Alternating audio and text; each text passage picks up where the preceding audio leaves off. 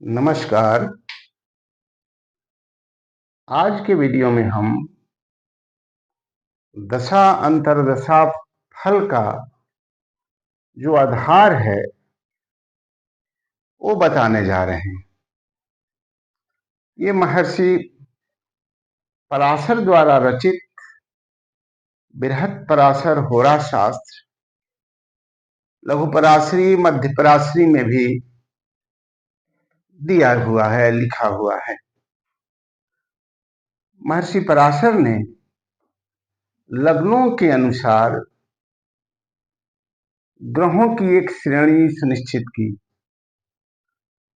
कि मेष लग्न में कौन सा ग्रह शुभ फलदायी है, कौन सा ग्रह अशुभ है, कौन सा ग्रह पापग्रह है, कौन सा ग्रह मिश्रित है और कौन सा ग्रह मारक है।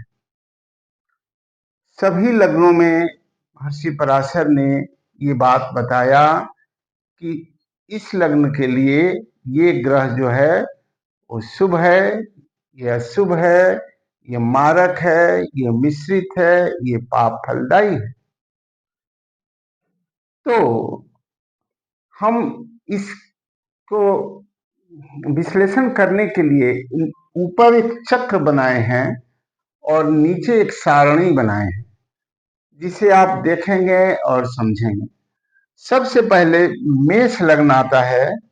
मेष लग्न के लिए जो शुभ ग्रह माना गया वो सूर्य और बृहस्पति को माना गया। अर्थात यदि कुंडली में सूर्य या बृहस्पति की दशा, अंतर्दशा या प्रत्यंतर दशा चल रही है और उनकी स्थिति मजबूत है, तो वो समय जो है वो भाग्य कारक होता है। प्रश्न ये है कि ऐसा क्यों माना गया? तो मेष लग्न में देखेंगे आप, सूर्य की राशि सिंह है और सिंह त्रिकोण स्थानाधिपति है, इसलिए इसको शुभ माना गया। मेष लग्न में बृहस्पति की एक राशि धनु जो है वो 9वें भाव में है और इसका स्वामी बृहस्पति है, इसलिए इसको शुभ माना गया। यानी सूर्य और बृहस्पति जो है ये शुभ है। जब जब इनकी दशाएं चलेंगी शुभ फल की प्राप्ति होगी। फिर आगे देखेंगे, अशुभ ग्रहों में है शनि है, बुध है और शुक्र है। अब शनि क्यों है? शनि जो है एक तो पापग्रह माना गया है और दूसरी चीज की वो एकादश स्थान में उसकी राशि है। एकादश स्थान को शुभ नहीं माना गया है, इसलिए शनि को भी शुभ फलदायी नहीं माना गया। मेष लग्न में अगर शनि दुर्बल है तो अधिक अरिष्ट करेगा, अगर सामान्य दुर्बल है तो कम अरिष्ट करेगा। आगे आप देखेंगे कि मिश्रित ग्रह में गुरु को भी माना गया कि गुरु का मिश्रित का मतलब कभी शुभ कभी अशुभ। वो इसलिए क्योंकि बृहस्पति जो है वो व्यय भाव का भी अधिपति है। षष्ठ अष्टम व्ययशानाम दशा प्रोक्ता कष्टकारिणी, जबकि गुरु की एक राशि धनु जो है वो त्रिकोण में है। तथापि गुरु की दशा जो व्यय भावाधिपति होने के कारण व्यय की अधिकता, स्थानांतरण, पदच्युति आदि योग बनाएगा। आप देखेंगे मारक जो है वो शुक्र है। शुक्र जो है वो मार्किस है।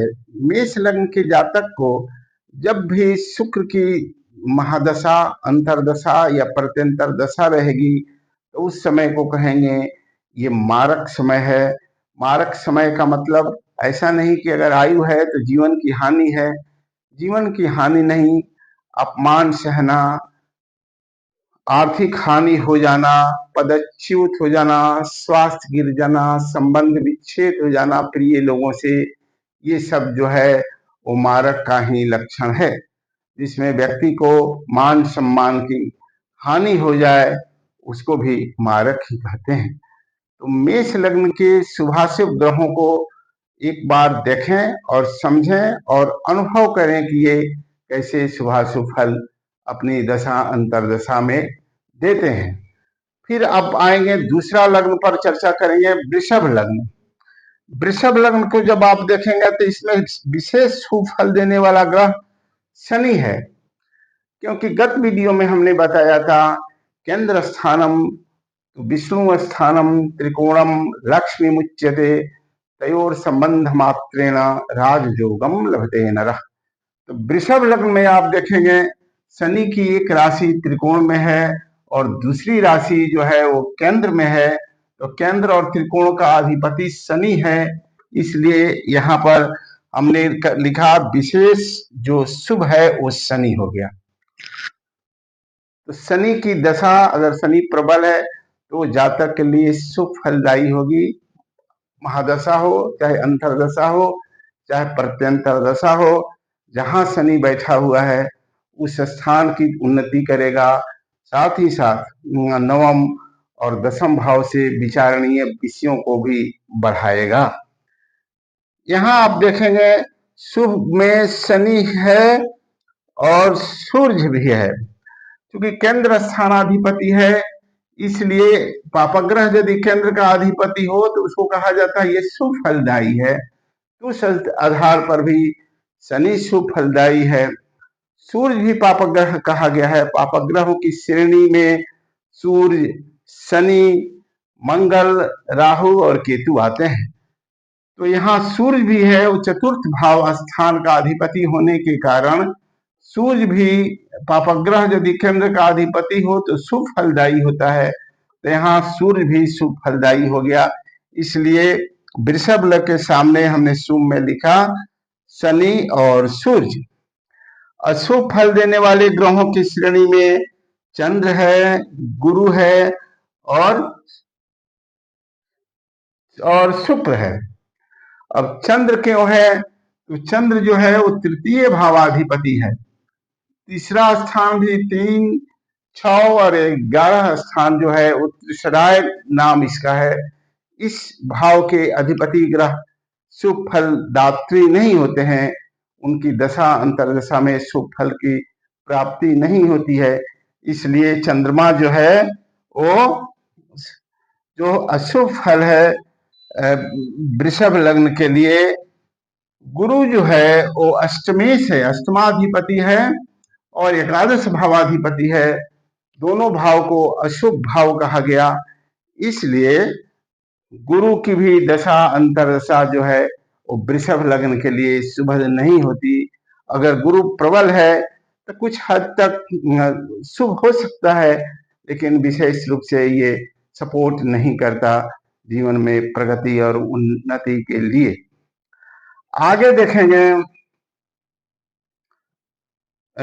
देखेंगे कि मारक में चंद्र और गुरु और शुक्र, इनके परस्पर कहीं मार्काधिपति से संबंध जब बनता है तो ये अशुभ फल दात्री हो जाते हैं और बहुत सारा हानि करने लगते हैं। आज के वीडियो में इतना ही। कल हम मिथुन और कर्क लग्न के संबंध में बताएंगे।